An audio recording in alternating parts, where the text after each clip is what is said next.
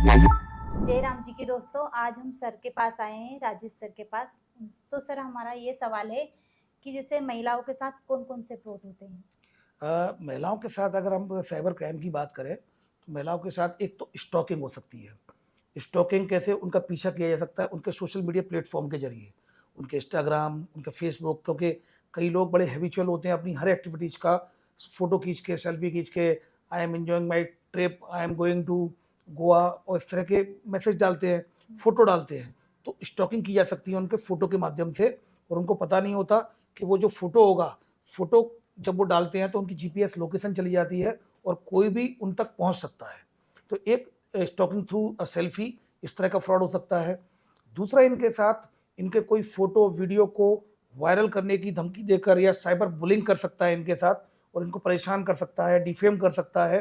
तो एक ये भी फ्रॉड होता है। इसके अलावा महिलाओं के लिए ऑनलाइन शॉपिंग, क्योंकि महिलाएं शॉपिंग काफ़ी करती हैं, तो ऑनलाइन शॉपिंग का भी फ्रॉड उनके साथ हो सकता है। और इसके अलावा इनका जो जो महिलाएं कमर्शियली भी आपके जो जो बिजनेस करते हैं, जो प्रोफेशन होता है उनका, तो कई बार उनकी जो प्रोफाइल होती है उनकी फेक प्रोफाइल बन जाती है, फेक आईडी बन जाती है। तो इस तरह के ही फ्रॉड्स होते हैं। तो महिलाओं को निश्चित रूप से ये काफ़ी कॉमन है, क्योंकि उनके फेक प्रोफाइल बन जाती है, उनके पिक्चर्स वीडियो बनाकर उनको ब्लैकमेल किया जाता है। तो इस तरह के साइबर फ्रॉड उनके साथ काफ़ी होते हैं। उनको सावधानी रखने की बहुत ज़रूरत है। सही बात है। सर, मेरा एक सवाल और है कि जैसे गाँव की अनपढ़ लेडीज़ है या फिर कम पढ़ी-लिखी औरत है, तो वो कैसे बचे ये साइबर फ्रॉड से? देखो, उनको तो सिर्फ एक ही बात कहना है, अगर कम पढ़े लिखे हैं हाँ, तो अनजान और अज्ञात को संदेह की दृष्टि से देखें। सही बात। भाई, जिस नंबर को आप जानते नहीं हो, अननोन नंबर है, उस पर कोई जानकारी नहीं दें। अननोन लिंक है, उसको दबाएं नहीं, क्लिक नहीं करें। अननोन एपीके फाइल है, उसको डाउनलोड नहीं करें।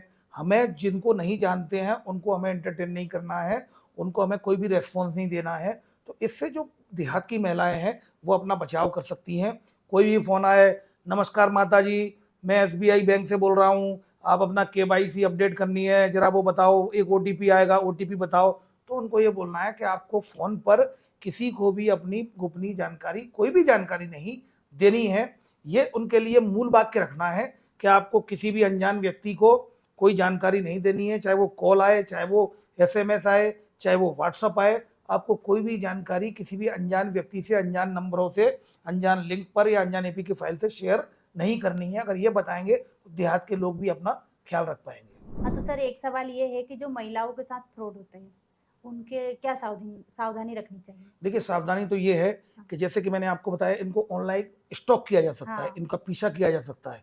तो जब भी कोई फ़ोटो डालें, फ़ोटो या वीडियो डालते हैं तो अपना जीपीएस ऑफ कर लें। आईफ़ोन में अगर जाएँगे तो प्राइवेसी सेटिंग में जाएँगे, लोकेशन सर्विस में जाएँगे और जीपीएस को डिसेबल करेंगे।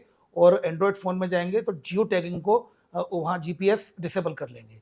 उसके बाद फ़ोटो लेंगे और फ़ोटो पोस्ट करेंगे तो आप पाएँगे आपकी लोकेशन नहीं जाएगी, पहली बात। दूसरी बात, ऑनलाइन शॉपिंग जब करते हैं तो ये देख लें कि जो वेबसाइट जिससे हम शॉपिंग कर रहे हैं, जिस कंपनी से हम शॉपिंग कर रहे हैं, कोशिश करें वो वेबसाइट या कंपनी हो, वो प्रचलन में हो, जैसे कि अमेजॉन, फ्लिपकार्ट या इस तरह की जो कंपनी जो प्रचलित वेबसाइट्स हैं। या फिर हम ये चेक कर लें कि वो सिक्योर्ड वेबसाइट है या नहीं, एचटीटीपीएस सिक्योर्ड वेबसाइट है या नहीं, उसका डोमेन चेक कर लें। और कोशिश करें कि कैश ऑन डिलीवरी पर ही फोकस करें। इसके अलावा भी अगर कोई पैसे मांगता भी है तो आप उसको पहले वेरीफाइड कर लें, उसके डोमेन को चेक कर लें, उसको सिक्योर्ड वेबसाइट होनी चाहिए।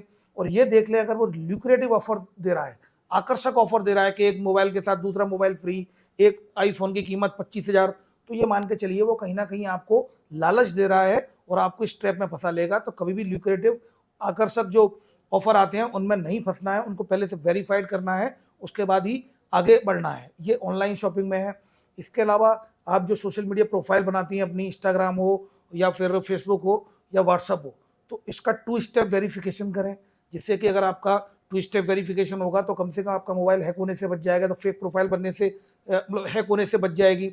दूसरा, अपने अकाउंट्स को पब्लिक ना करते हुए प्राइवेट करें, तो जिससे सब लोग आप नहीं देख पाएंगे, जो आपके कॉन्टैक्ट में होंगे वही देखेंगे। और 2 फैक्टर ऑथेंटिकेशन हो गया। कभी भी अपनी जो फायरवॉल्स होती हैं और सॉफ्टवेयर है उनको समय समय पर अपडेट करना चाहिए। व्हाट्सअप है, आप जो भी सोशल मीडिया प्रोफाइल चला रहे हैं प्लेटफॉर्म, उसका अपडेटेड वर्जन होना चाहिए। पुराने वर्जन में क्या होता है, कुछ बग्स होते हैं जिसकी वजह से आसानी से हैक किया जा सकता है। तो नया वर्जन होगा, अपडेटेड वर्जन होगा तो उसमें सिक्योरिटी फीचर्स ऑफ कोर्स ज़्यादा होंगे। और इसके अलावा अपना पासवर्ड भी थोड़ा सा कॉम्प्लेक्स रखना चाहिए, सरल नहीं होना चाहिए कि जैसे कि अपनी डेट ऑफ बर्थ रख लिया, अपना जन्मदिन वाला दिन रख लिया, ऐसी चीज़ें नहीं जो आसानी से गैस हो सके। थोड़ा सा कॉम्प्लेक्स बनाएं, अल्फा न्यूमेरिक बनाएं, अपर केस लोअर केस के साथ मिक्स करके बनाएंगे। तो आप ये जो सावधानियां हैं, इन सावधानियों से आप अपने आप को बहुत हद तक डिजिटल दुनिया में क्राइम होने से बचा सकते हैं। हाँ, तो सर एक सवाल ये है कि अगर किसी के साथ फ्रॉड हो गया या हो ही गया तो वो कैसे बचे? और देखिए, सबसे इम्पोर्टेंट ये है कि 1930 नेशनल साइबर हेल्पलाइन नंबर है 1930। मैंने एक वो लाइन भी बनाई थी, ऑनलाइन रहते हुए हो जाए थोड़ा 19-20 तो तत्काल डायल करें 1930। तो 1930 मतलब 1930 पे कंप्लेंट रजिस्टर करनी है। नंबर 2, एनसीआरपी का रिपोर्टिंग पोर्टल है www.cybercrime.gov.in। आप इस पर कंप्लेंट कर सकते हैं। महिलाओं के लिए क्राइम ब्रांच इंदौर में रीगल चौराहे पर वी केयर फॉर यू है, जहां पर महिला अधिकारी आपकी समस्याओं को सुनती हैं और उनका निराकरण करती हैं। आपका कोई वीडियो फोटो, कोई अगर ब्लैकमेल कर रहा है आपके वीडियो फोटोज को लेकर के, पर्सनल फोटोज को लेकर के, कोई व्यक्ति वायरल करने की धमकी दे रहा है, तो आप यहाँ बिल्कुल आ सकते हैं। आपकी पहचान गोपनीय रखी जाएगी, कहीं किसी को इसके बारे में पता नहीं चलेगा, इसलिए आप निश्चिंत रहें। इस प्लेटफॉर्म के माध्यम से मैं ये कहना चाहूँगा कि we care for you crime branch में ऐसे जो जिन लोगों को, महिलाओं को लगता है कि कहीं बात लीक ना हो जाए, तो आप निश्चिंत रहें। आपकी शिकायतों को बड़ी गोपनीयता से, आपकी पहचान को गोपनीय बनाए रखते हुए आपकी प्रॉब्लम का निराकरण किया जाएगा। तो हमेशा भरोसा रखें। वी केयर फॉर यू का जो नंबर है 7049124444, आप इस पर ऑनलाइन कंप्लेंट भी कर सकते हैं। उसके बाद ऑफलाइन आप आकर, यहाँ रीगल चौराहे पर क्राइम ब्रांच का ऑफिस है, यहाँ आकर आप अपनी कंप्लेंट को रजिस्टर करा सकती हैं। याद रखिए, हमें अपने आप को सेंसिटाइज करना है, हर घटना का हमें रिपोर्टिंग करनी है। रिपोर्टिंग बेहद ज़रूरी है। हम किसी से ब्लैकमेल नहीं हो सकते हैं, हमें ये विश्वास अपने आप पर रखना होगा। किसी ने अगर ब्लैकमेल करने की कोशिश की, पहले स्टेप पर ही हम उसकी रिपोर्ट करेंगे, जिससे उससे कड़ा एक्शन लिया जा सके। रिमेंबर, साइबर फ्रॉड से बचने के लिए केवल एक ही हथियार है, वो है जागरूकता। जागरूकता ही आपका बचाव है। हाँ, तो सर आपका बहुत बहुत धन्यवाद, आपने बहुत अच्छी जानकारी दी है। तो दोस्तों सतर्क रहे और सावधान रहे।